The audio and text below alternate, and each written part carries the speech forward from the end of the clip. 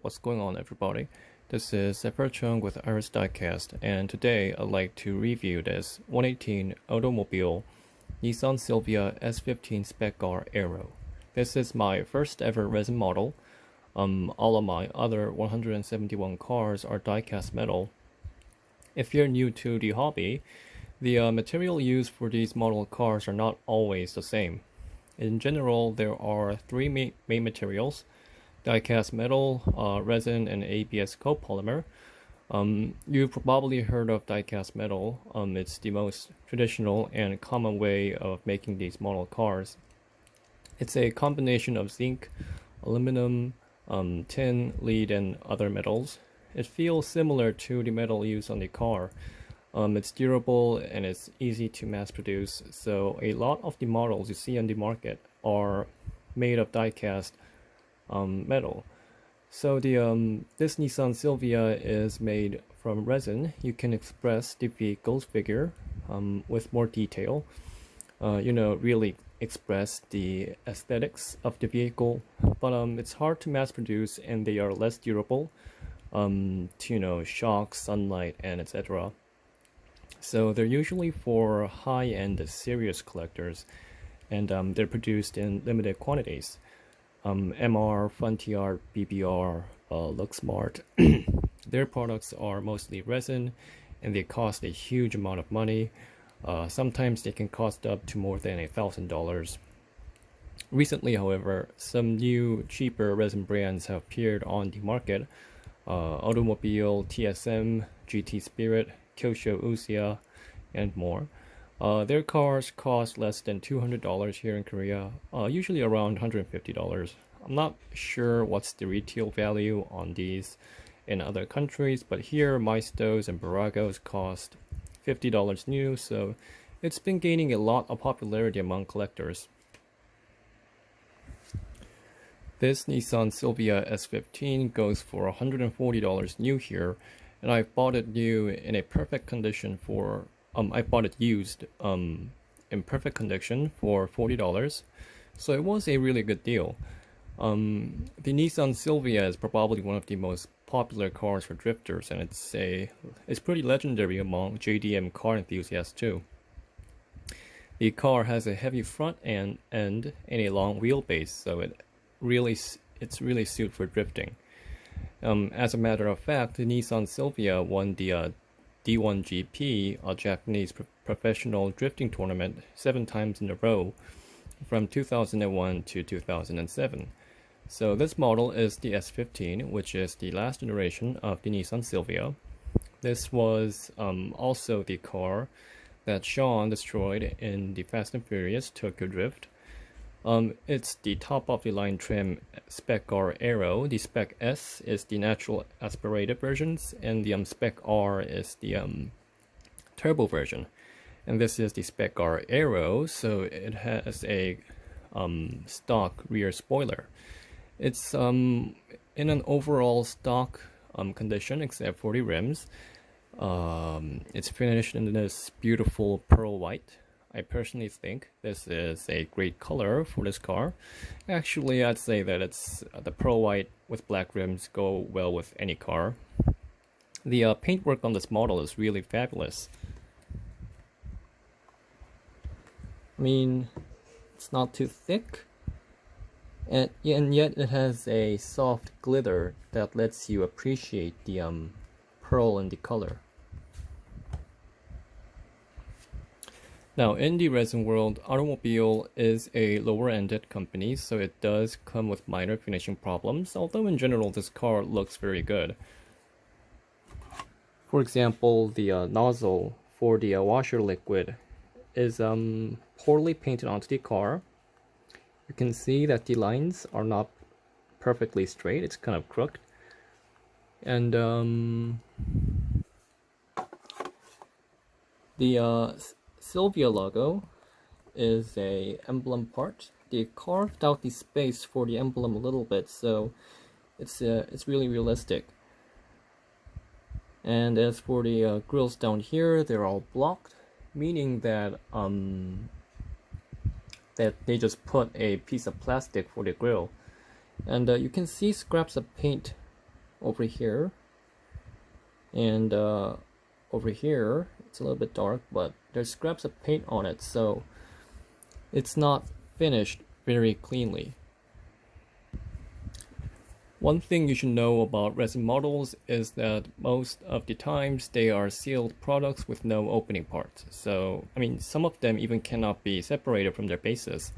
There are a few opening resin models, but they cost like $800. So that means that this S15 does not offer any opening parts, and it's also the reason why this is my first resin model car.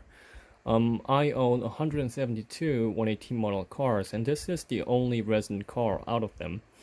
Why? While I do appreciate the excellent proportions and good looks of resin models, it just doesn't make sense to me that I should pay more for a car that offers no opening parts. So this model doesn't offer opening hoods, and it probably doesn't have an engine room in there too. But well, on the bright side, because it doesn't have opening parts, there isn't an opening parts gap. It's perfectly sealed to the body, so I guess that could be a plus for people who mostly focus on displaying their cars. The S15 Spec-R originally comes with a turbocharged SR20 engine producing 250 horsepower. It may not seem like much, but Silvias were always kind of a cheap rear-wheel drive sports car that everyone just customized. And the SR engines had a lot of potential for a tune-up, so in reality it's actually really difficult to find a stock S15. I think they used PET plastic for the windows, like Hot Wheels Elite. PET plastics are more resistant to small scratches, so it's a more premium plastic despite the fact that we see it every day on water bottles. The models do not offer steering, which if you have only collected diecast model cars is quite bizarre. I mean, even the cheapest diecast cars offer steering, but not on this car. Like I said earlier, being a resin model, this car does offer excellent proportions and amazing vehicle lines. So from a distance, it does look really upscale, and it looks like a real car.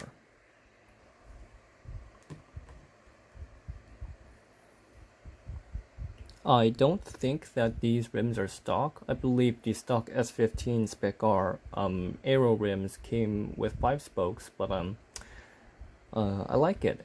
It gives a sportier look to the car. It's finished in dark brown, which is a pretty unique color for a rim.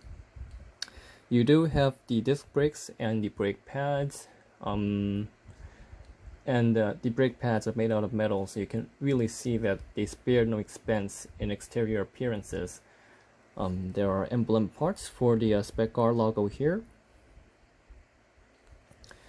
The doors don't open, but I cleaned the windows so we can get a look inside the interior. It has orange seats, which is a pretty unique combination actually. The interior is just moderate. It's nothing too good or too bad. It is clean, but you can see some finishing shortcomings like the glue blotches on the gears and the parking brake. By the looks of it, everything is in plastic, and it doesn't come with carpet on the floor. And here is the driver's side. Kind of hard to get a good look in there because the doors don't open.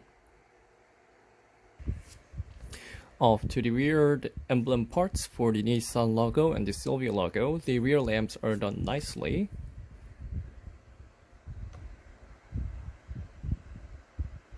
They've got all the details in the bulbs down there. And the exhaust as well, it's semi-open and it's finished in this charcoal gray color. It's really beautiful.